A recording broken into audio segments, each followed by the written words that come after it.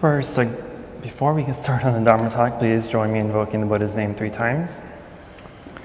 Namo Shakyamuni Buddha, Namo Shakyamuni Buddha, Namo Shakyamuni Buddha. Dearest Venerable Teacher, dearest Sangha, good afternoon.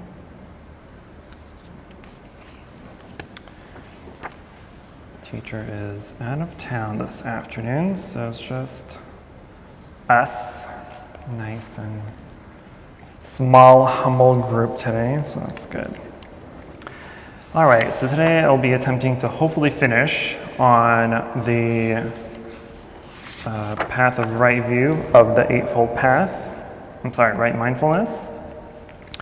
And last time we kind of went halfway and really just discussed the importance of our mindfulness practice on our journey to enlightenment, and how it's really the foundation of pretty much anything and everything else we do on our path.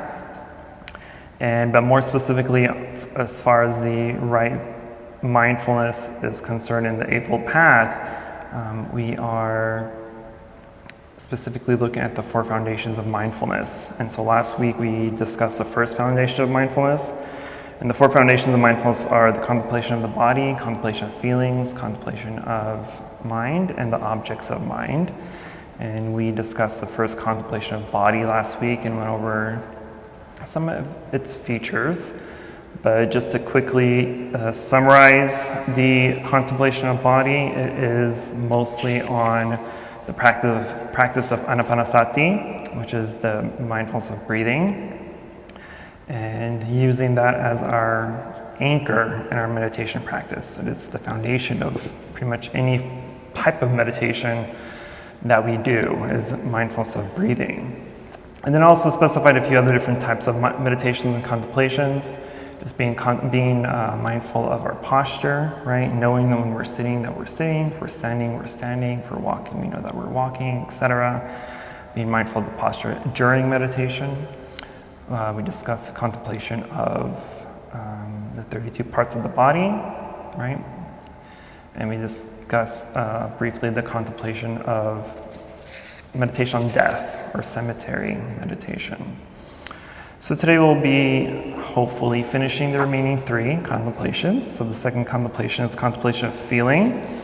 So in the Abhidharma, the Buddhist psychology, in Buddhism, there are 51 kinds of mental formations. And then feeling, of course, is one of those mental formations.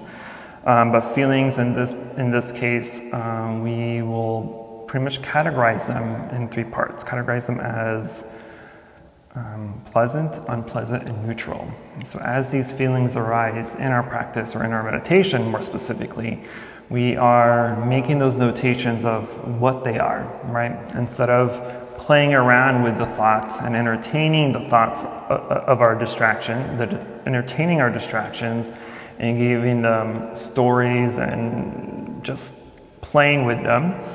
Instead of doing that, we are just trying to notate what they are as they are right then and there, right? And so one of those ways that we can do that is by notating their the type of distraction or feeling it is, right? Pleasant, unpleasant, or neutral.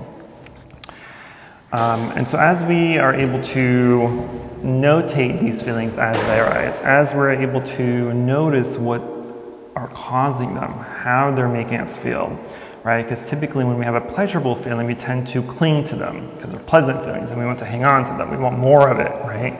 But if they're unpleasant, we typically are averse to this. We push them out. We try to ignore them. Like, no, you're not, you don't feel good. I don't want you, right? So we're pushing away. So there's always this constant push and pull, versus just acknowledging the feeling as it is, as it arises, and letting it pass naturally on its own. But these feelings, of course, can stir up different defilements, right? There's the defilements of our mind. And they become defilements when we don't notice them, right? If we indulge them rather than observe them, they can turn into unwholesome thoughts, unwholesome speech, and unwholesome actions. So the sooner that we're able to recognize these feelings as they arise, the sooner we're able to see what it is as it is when it arises, then we have more time to acknowledge whether they are wholesome or unwholesome, so that we can either help them mature and develop, or that we can help them fade away, or help them stay dormant.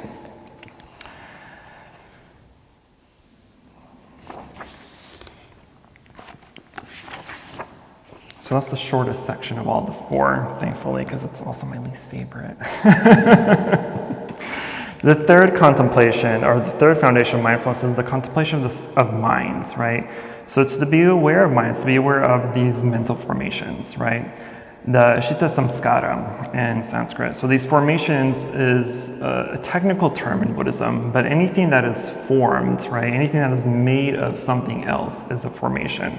So the flower, or this the statues, or the bell, these are mental formations. Our anger, agitation, these are also mental formations, right? So same thing with our feelings as we sit in meditation. One of the more advanced types of meditations is to contemplate a concept in Buddhism called emptiness, right? Emptiness is the dissection of things to see its true self, its true reality. So we're taking apart what we see superficially and trying to see exactly where it comes from. And I always like to use the example of a flower because it's conveniently convenient, right? So if we're trying to meditate on a flower in the sense of emptiness, then we can we look at the flower, right? Because in emptiness is one of those things that are unexplainable. It's really an experiential type of concept, but I'm going to try my best to give you a very superficial evaluation of how I see emptiness. So emptiness is, again, seeing things as they are, seeing its true nature. And so when we see a flower and we're trying to contemplate its presence and its being, then we have to see beyond just the superficial idea of the flower, right? Because this is a flower, we call it a flower because society calls it a flower. More specifically, society would call this an orchid, right? But if we contemplate on what exactly a flower is, then we see all the elements, the non-flower elements that create the flower, right? What creates the flower? The soil, sun, water, heat, moisture, etc., right?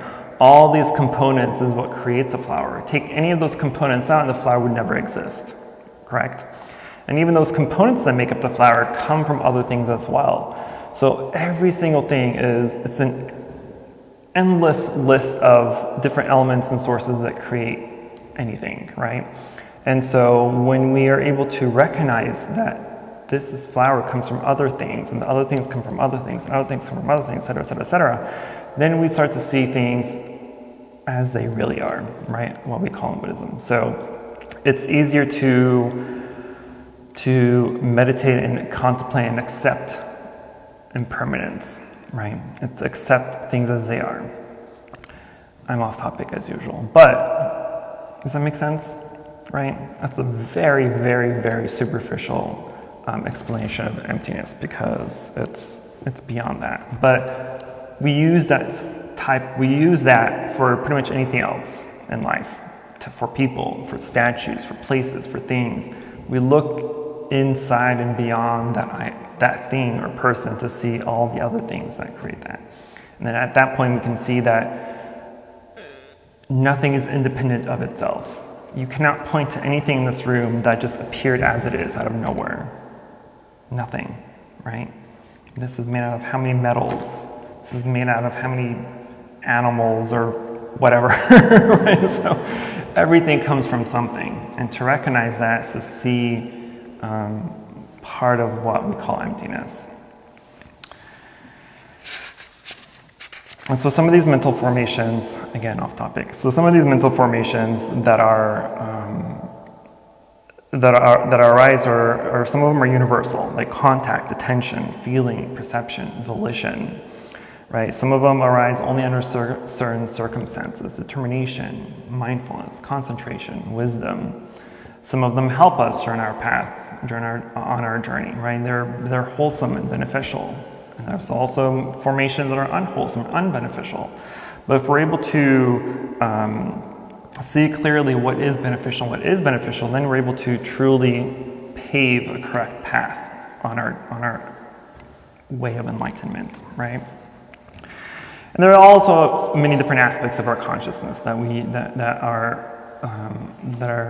can arise and be cultivated, right? There's faith, humility, self-respect, non-violence, non-anger, non-ignorance, peace, calmness, happiness, right? But on the other hand, there's also the things that create a very tangled point of view, right? All the unwholesome factors or formations are like a bundled string of Christmas lights, right? How annoying is it to untangle those things, right? It's almost worth just throwing away and buying new ones, right?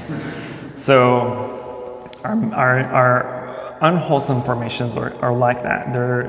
They are there and they're tangled, and we get so upset and aggravated over the tanglement that we just lash out, right? But if we're able to apply mindfulness and patience to that entanglement, then eventually we'll find that one aha place where we just undo it and the whole thing just falls open for us, right? So there are some basic unwholesome mental formations, which are greed, hatred, ignorance, pride, doubt, and views, or wrong views. And then there's a big list of secondary unwholesome mental formations. So get ready for this big list. And they all arise from the basic ones, and they are anger, malice, hypocrisy, malevolence, jealousy, selfishness, deception, guile, unwholesome excitement, the wish to harm, modesty, arrogance, dullness, agitation, lack of faith, indolence, carelessness, forgetfulness, distraction, and lack of attention. So according to the Vijnanavada school of Buddhism, the mind-only or the consciousness-only school, there are 51 kinds of mental formations, right? And so every time a mental formation arises, we can practice mere recognition, right? So practice direct mindfulness. So when we're angry, we just say, I am angry, right? And mindfulness is already there. You've applied the power of mindfulness to that aha moment, right? And so until we recognize anger as anger, right, then it'll start to push and pull and control us and aggravate us and cause even more unwholesome, unbeneficial thoughts to arise. Because typically what happens in our crazy, chaotic, unmindful life is that when we're angry, there's always a sense of blame, right? Someone cut you off in the road, you're angry. You are angry not because anger, we don't be mindful and say, oh, this is anger, right? Because of whatever reason. Our mindset at that point is, how dare you cut me off? Who do you think you are to cut me off? I'm just as important as you are. My time is just as important as your time. How dare you cut me off, right? And so we become angry at that person. And so at that point, a whole plethora of things can happen. We can allow that anger to take hold, and now we're speeding up and trying to cut them off too, right?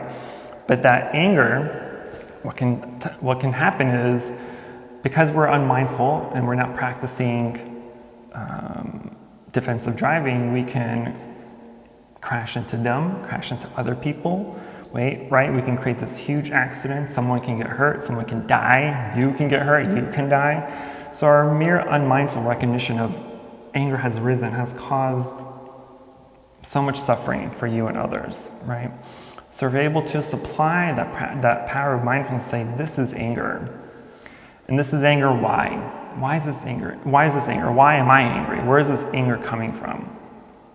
Right? And this anger is coming from your ignorance, your ego, your view of self that you are important enough, high enough, that you think you are better than the person that cut you off, right? We allow our ignorance, our ego to take over at this point, right? And so if we're able to recognize that this is ego and recognize that we are no better than that other person, that person is no better than us, this just happened, right? And to acknowledge it, allow it to be and move on, then you can avoid accidents. You can avoid lives being destroyed potentially, right? So mindfulness here helps us look deeply into our consciousness. So every time one of the 51 mental formations arise, we acknowledge its presence, look deeply into it, and see its nature of impermanence. And so when we practice this, we're able to liberate ourselves from all these fears and sorrows and sufferings that arise. And when the wholesome pieces arise, then we're able to cultivate and nourish it further. So it dominates our mind versus the unwholesome faculties or formations.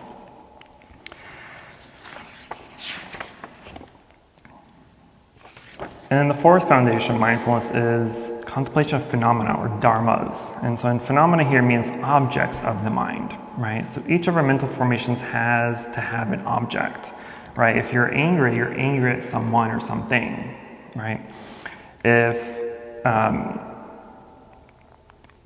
And that person can be the object of your mind. When you remember something or someone, that thing is also the object of your mind. So everything has to have an object. There has to be a reason of why you feel something, right? You don't just feel angry for no apparent reason, right? Sometimes when you feel like that, you just wake up and I'm just angry today, right? But there's a reason as why you woke up angry.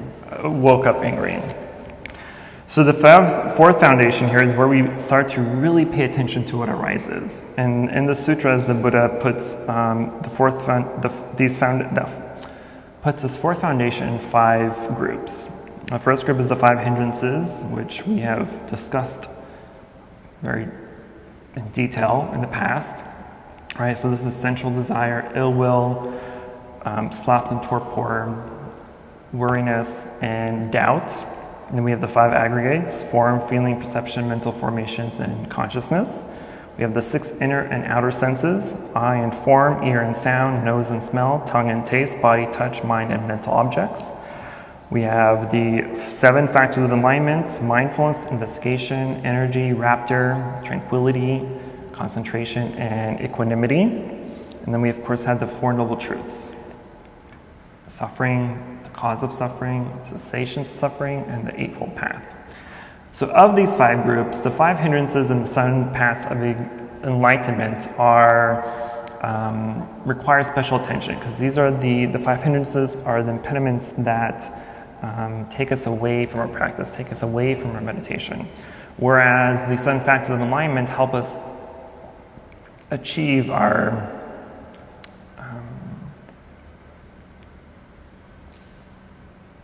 helps the enlightened mind, helps us achieve liberation. So when we are, I'm not going to go through the 5 hindrances again, but if you go back to our other videos and look for the 5 hindrances, then you know what they are, and that way when they arise in meditation, we're able to recognize them, recognize its presence when it arises, right then and there, and acknowledge it. And at that point we can either naturally let it go, because typically once we acknowledge something in meditation, acknowledge its presence or acknowledge its distraction, it'll naturally go away. But we can also at the same time contemplate on it. We can contemplate on why it arose, where it's coming from, why it makes us feel the way it makes us feel, right? And dig a little bit deeper, because that's also part of our meditation practice, is to learn how our mind works, learn how things arise, why they arise, where they came from, and how we react toward them. Because we're very reactionary beings, right? When someone yells at us or hits us, our natural reaction is to pretty much do the same back, yell back, hit back. But by doing that, does that really help anybody? You may feel better for a moment or two, But later on the day or the next day, you may then start to feel regret because you said or did something that wasn't wholesome, right? And so to avoid all that in the first place, if we practice mindfulness, then we can watch how we are thinking. We can watch how these mental formations arise and how they are reacting to what's going on and what we can potentially say. And so if we're mindful of these hindrances, mindful of the unwholesome mental formations, and watch ourselves before we start thinking bad things, before we start saying bad things and doing bad things, we can stop that negativity at the root before it starts to branch out into other things. And it's the same thing when we work with the 7 factors of enlightenment.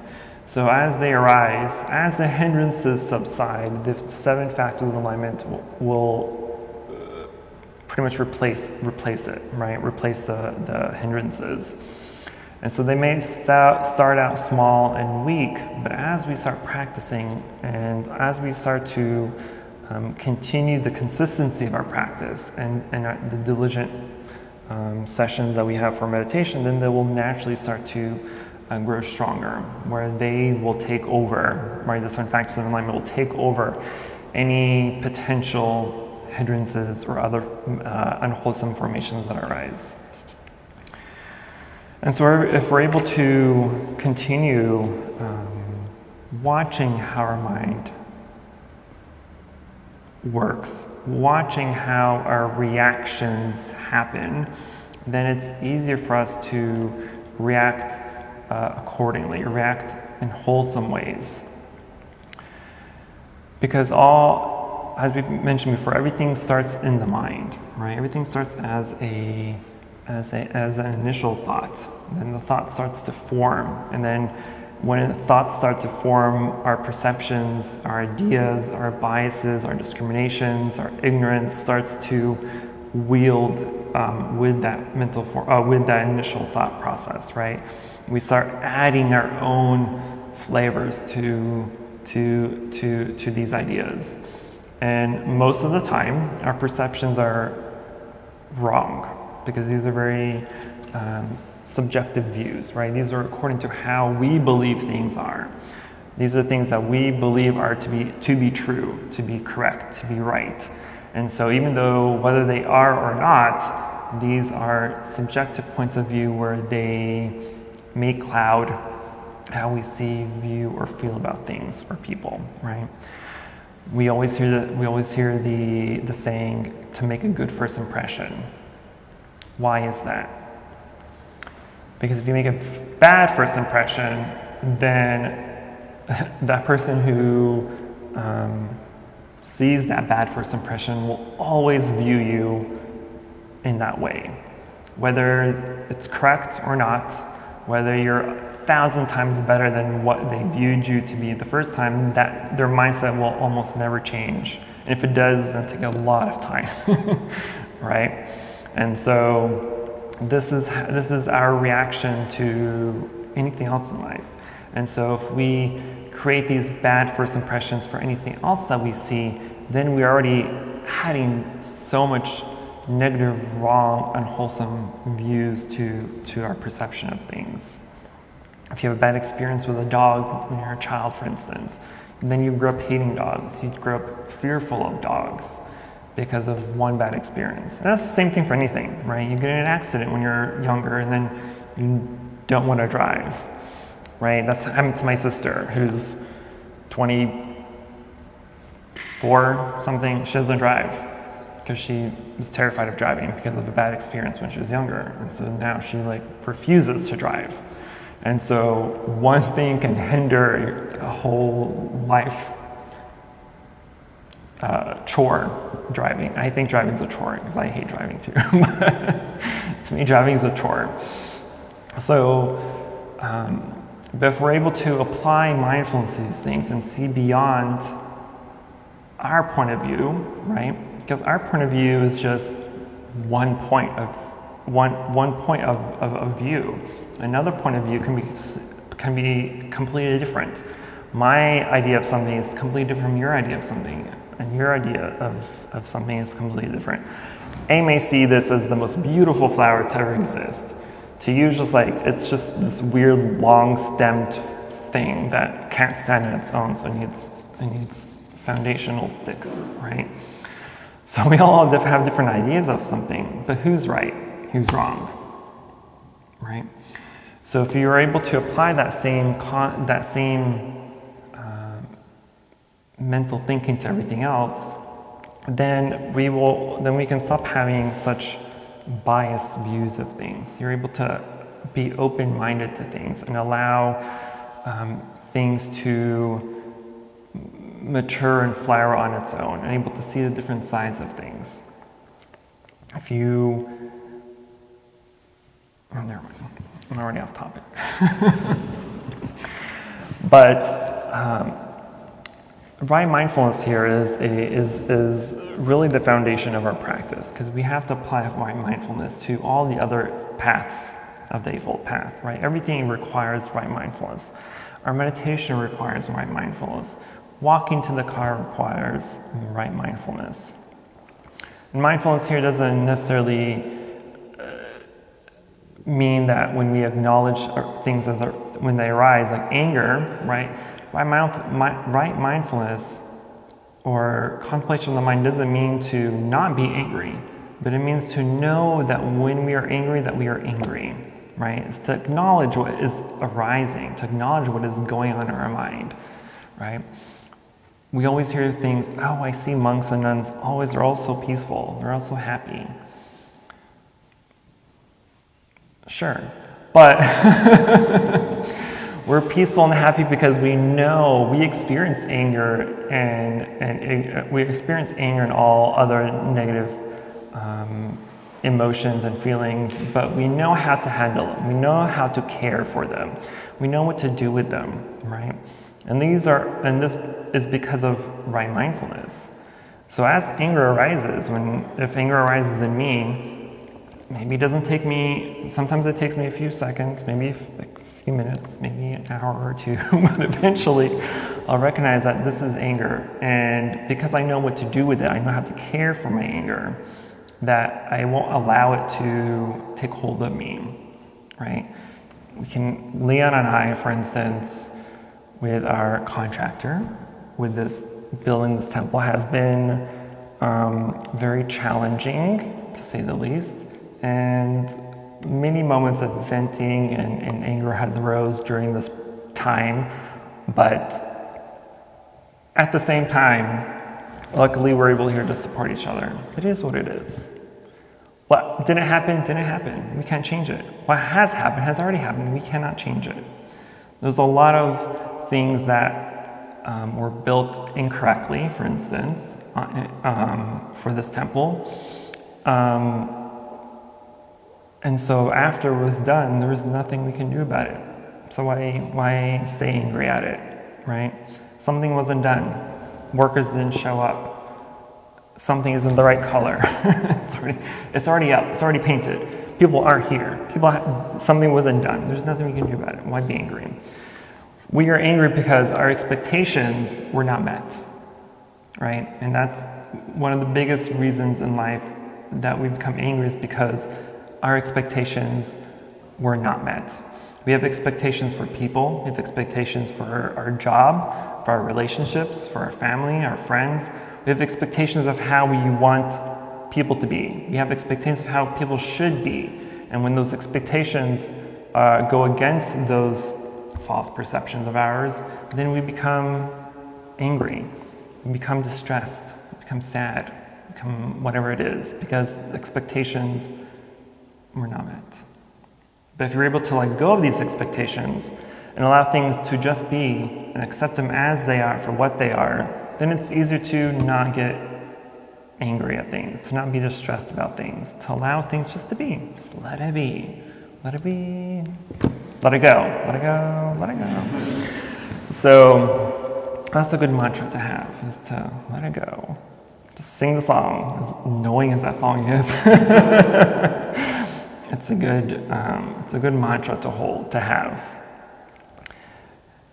But that's practice, of course, right? It's practice. It's easier for monastics, for monks and nuns to let go of those things, because we have less worry than lay people, because you have jobs and families and friends, so you have more things to hold expectations. You have a bigger expectation bag than we do.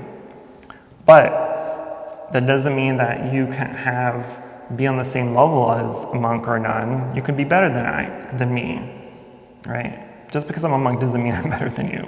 Probably worse than you in some aspects, right? I talk a lot. I curse too often. I'm very sarcastic sometimes.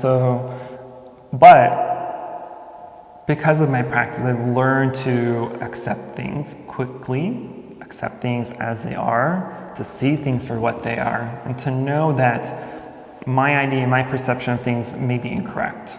And most likely they are incorrect, because we see things, want things according to our own desires, our own wants and needs. But those things can be for selfish reasons, they can be for the wrong reasons, they can be for whatever it is. But applying mindfulness and contemplation to things in life, then it's easier for us to just be like, okay, that's cool. My house burned down, that's okay. It's impermanent. My car got in a wreck. That's cool. The car is also impermanent, right? Impermanence here is such a wonderful thing, I think.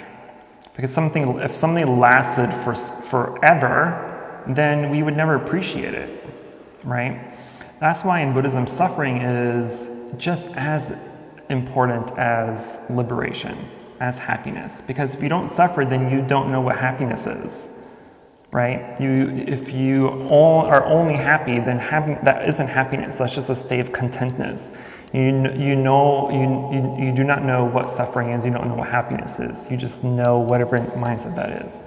But if you do suffer, and you know you suffer, and you are happy, and you know that you're happy, then you're able to appreciate things when you don't have it.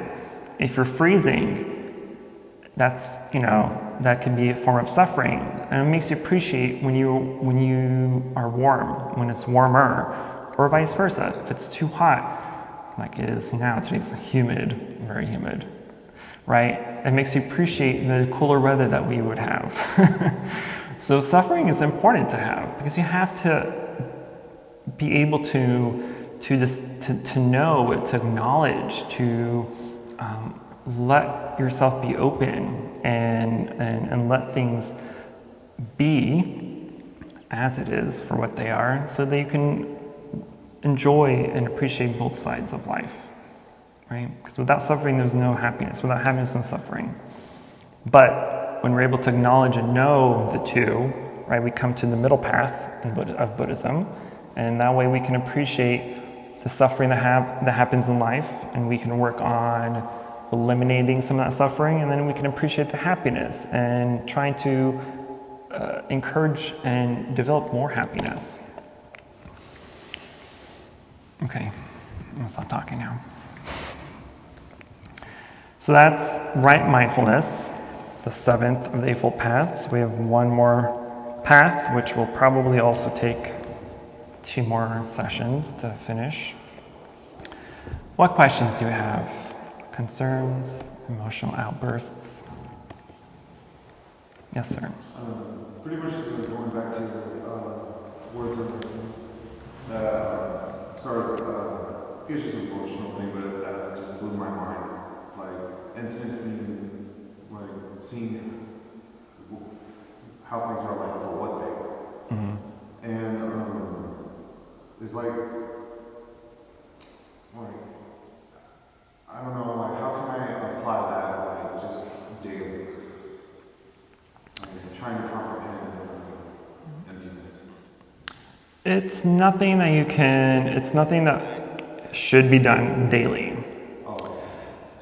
Emptiness, or the meditation and contemplation of emptiness, is a very advanced form of meditation in Buddhism, because it is pretty much the end goal, right? The understanding and the entrance into emptiness is equivalent to crossing the finish line. To comprehend and to open that door of emptiness is essentially a specific level of enlightenment. That doesn't mean that we can't or shouldn't meditate on it. It's good to know and try to experience what emptiness is, to understand it. But like I mentioned, it's nothing that I can explain to you. There are books on it to try to explain it superficially, and some of them are very technical, some of them are very psychological and advanced, and some of them are very basic and superficial. But I wouldn't meditate on emptiness until you are near master of meditation. Because it takes a very disciplined mind in order to accept what emptiness is.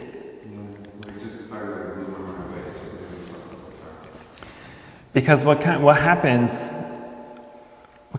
happen is once we see what emptiness is, right, it can,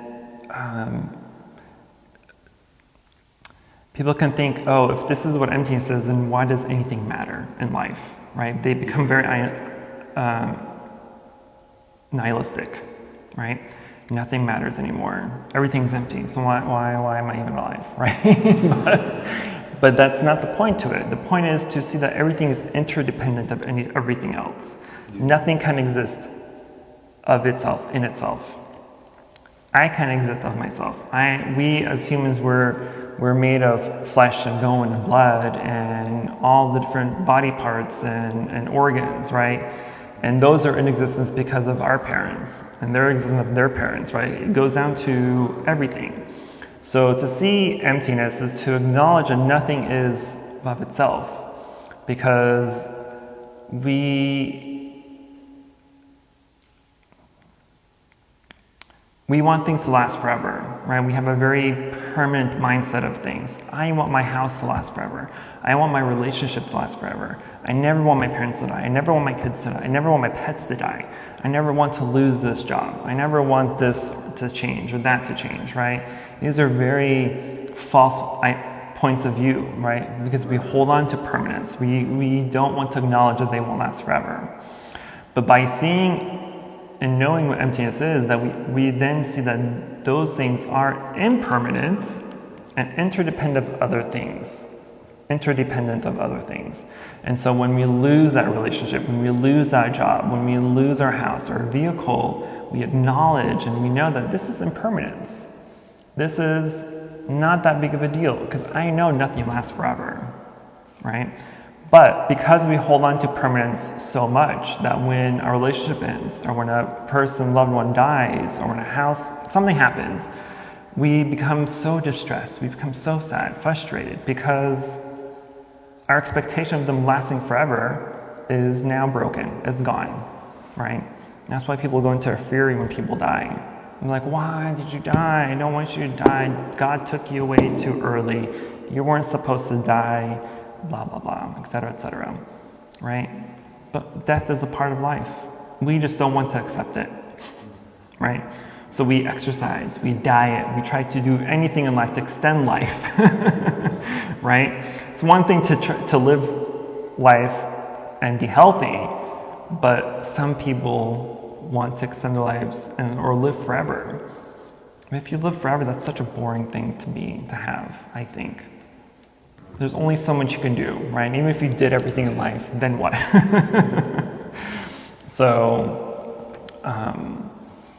And so when we're able to, if you want to practice emptiness outside of meditation, what you can do is use the same concept of looking at the flower, seeing what creates this flower.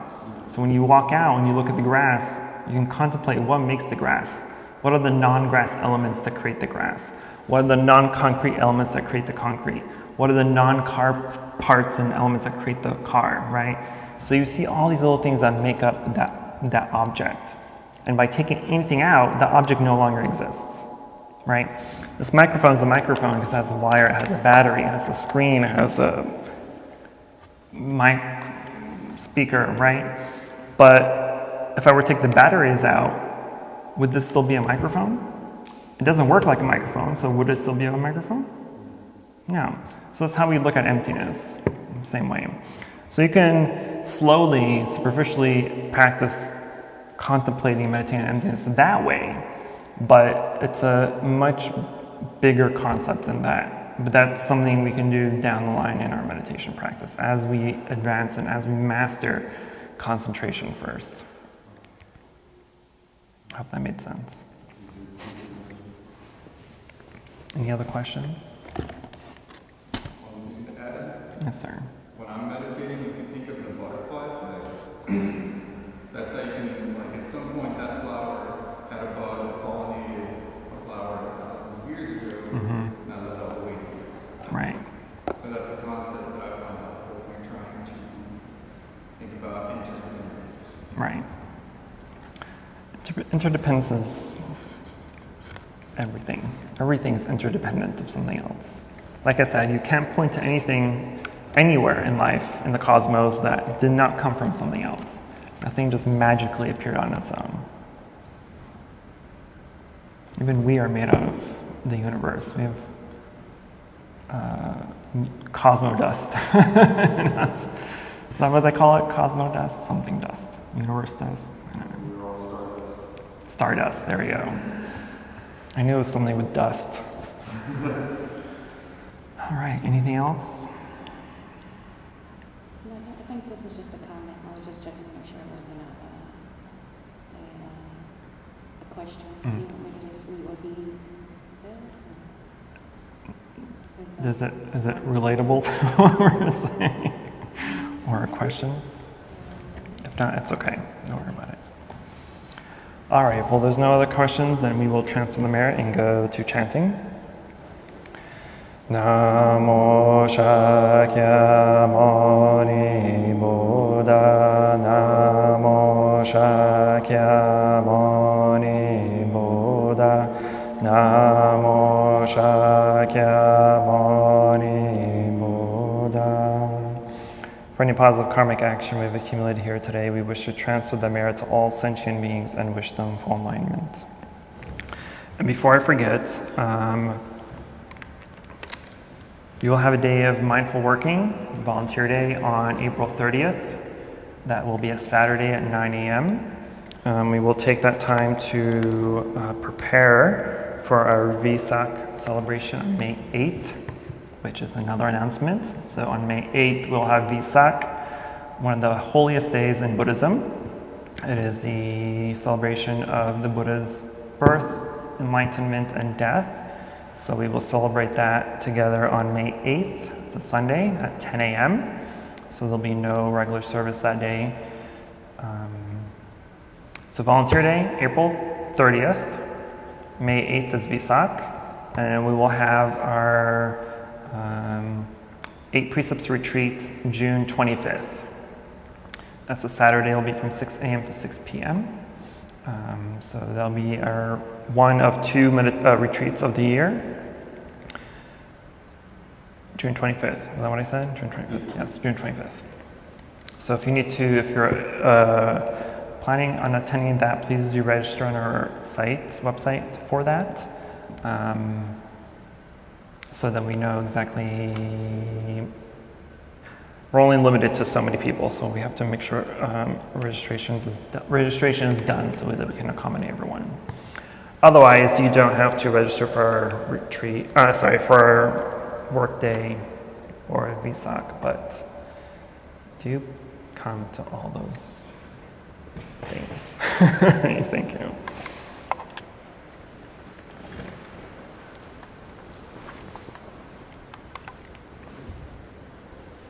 We'll just do the general chanting today.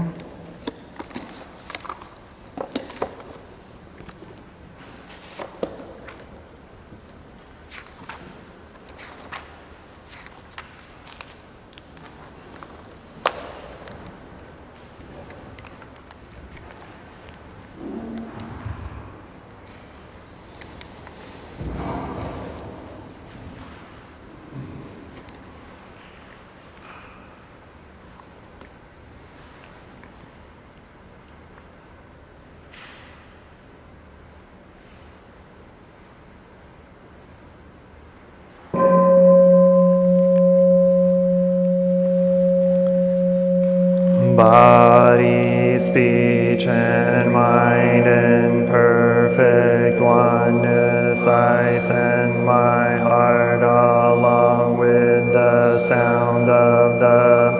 May the hearers awaken from forgetfulness and transcend all anxiety and sorrow. Listen, listen, this wonderful sound brings me back to my true home.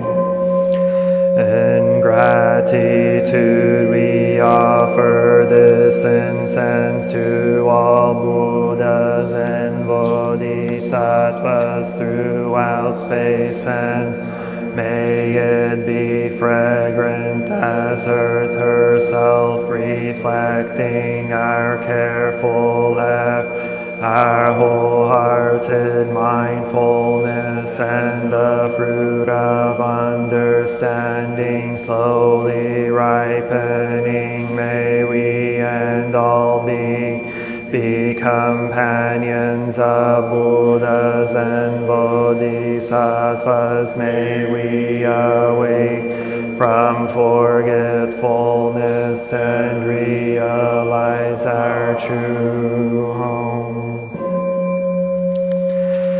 The incense in the censer now is burning, all the Dharma realm in every place, auspicious clouds appearing, our sincere intention thus fulfilling, as all Buddhas now show their perfect body. Homage to the incense cloud canopy, Bodhisattva and Grey Bodhisattva. Homage to the eternally abiding Buddhas, the supreme Dharma insatiably sangha throughout the Dharma realm and the realm of empties, and 3 periods of time.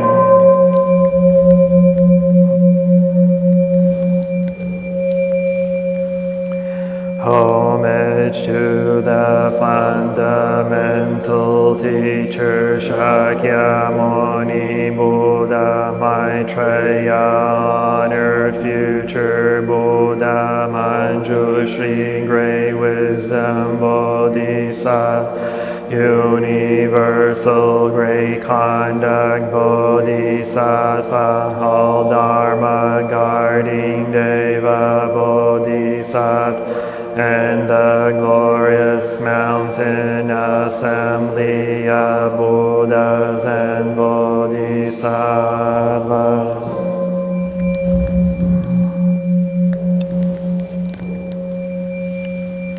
Homage to Amitabha Buddha in the land of ultimate bliss, Avalokiteshvara, great compassion Bodhisattva, great strength Bodhisattva, earth-stored great vow Bodhisattva, and the assembly of great pure sea-like Bodhisattva.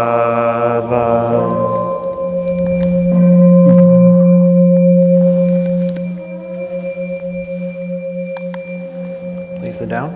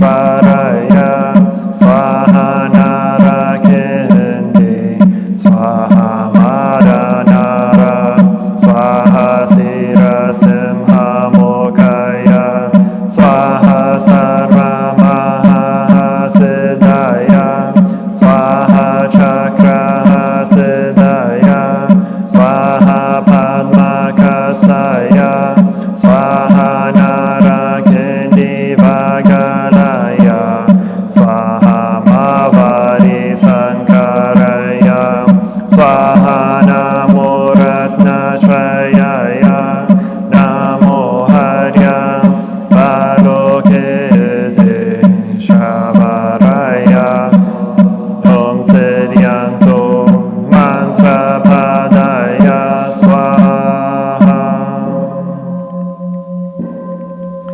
The Dharma body is bringing morning. Tration, my heart is at peace. A half smile is born on my lips. This is a new day, and I vow to go through it in mindful. The sun of wisdom has risen, shining in every direction. Noble Sangha, diligently bring your mind into meditation. Namo Shakyamunaya Buddhaya Namo Shakyamunaya Buddhaya Namo Shakyamunaya Buddhaya. The unsurpassed, profound and wonderful Dharma is difficult to encounter in hundreds of millions of eons. I now see and hear, receive and uphold it, and I vow to fathom the Tathagata's true meaning. Namo Shakyamuni Buddha, Namo Shakyamuni Buddha, Namo Shakyamuni Buddha. The one who bows and the one who is bowed to are both by nature empty. Therefore the communication between them is inexpressibly perfect. Our practice center is the net of Indra, reflecting all Buddha everywhere, as my own person reflects in all Buddhas, to whom with my whole life I go for refuge. Offering light in the 10 directions, the Buddha, the Dharma, and the Sangha, to whom we bow in gratitude. Teaching and living the way of awareness in the very midst of suffering and confusion. Shakyamuni Buddha, the awakened, whom we bow in gratitude. Cutting through ignorance, awakening our hearts and our minds. Manjushri, the Bodhisattva, great understanding, to whom we bow in gratitude. Working mindfully, working joyfully for the sake of all beings. Samanta Bhadra, the Bodhisattva, a great action, to whom we bow in responding to suffering, serving beings in countless ways. Avalokiteshvara, the Bodhisattva,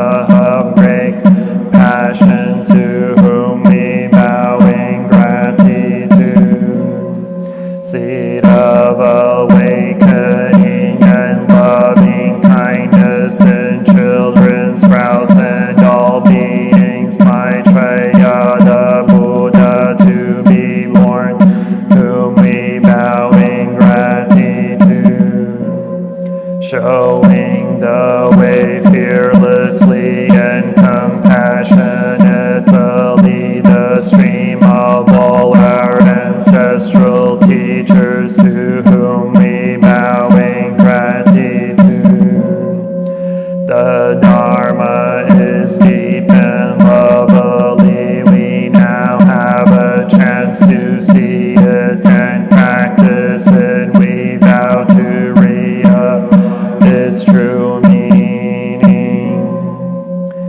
The Bodhisattva Avalokita, while moving in the discourse of Prajnaparamita, shed light on the five skandhas and found them equally empty. After this penetration, he overcame ill-being. Listen, Shadiput, form is emptiness, emptiness is form, form is not other than emptiness, emptiness is not other than form. The same is true with feelings first, mental formations and consciousness. Listen, Shariputra, all dharmas are marked with empty. They are neither produced nor destroyed, neither defiled nor immaculate, neither increasing nor decreasing. Therefore in emptiness, form nor feelings, no perceptions nor mental formations nor consciousness, no eye or ear or nose or tongue or body or mind, no form, no sound, no smell, no taste, no touch, no object, no realms of elements, no interdependent origins, and no extinction of them, no ill-being, no cause of ill-being, no end of ill-being, and no path, no understanding, no attainment, because there is no attainment. The Bodhisattvas found in Prajnaparamita find no obstacles for their minds, having no obstacles they overcome fear, liberating themselves forever from illusion and realizing perfect nirvana. All Buddhas in the past, present, and future arrive at Anuttara Samyak Sambodhi. Therefore one should know that perfect understanding is the highest mantra, the unequaled mantra, the destroyer of ill-being, the incorruptible truth. The mantra of Prajnaparamita should therefore be Gate Gate Para Gate Para Samgate Bodhi Swaha Gate Gate Para Gate Para Samgate Bodhi Swaha Gate Gate Para Gate Para Samgate Bodhi Swaha. We invoke your name, Avalokiteshvara. We aspire to learn your way of listening in order to help relieve the suffering in the world. You know how to listen in order to understand. We invoke your name in order to practice listening with all our attention and open-heartedness. We will sit and listen without any prejudice. We will sit and listen without judging or reacting. We will sit and listen. Understand, we will sit and listen so attentively that we will be able to hear what the other person is saying, and also what is being left unsaid. We know that just by listening deeply, we already alleviate a great deal of pain and suffer in the other person. We invoke your name, Anjushri. We aspire to learn your way, which is to be still and to look deeply into the heart of things and into the hearts of people. We will look with all our attention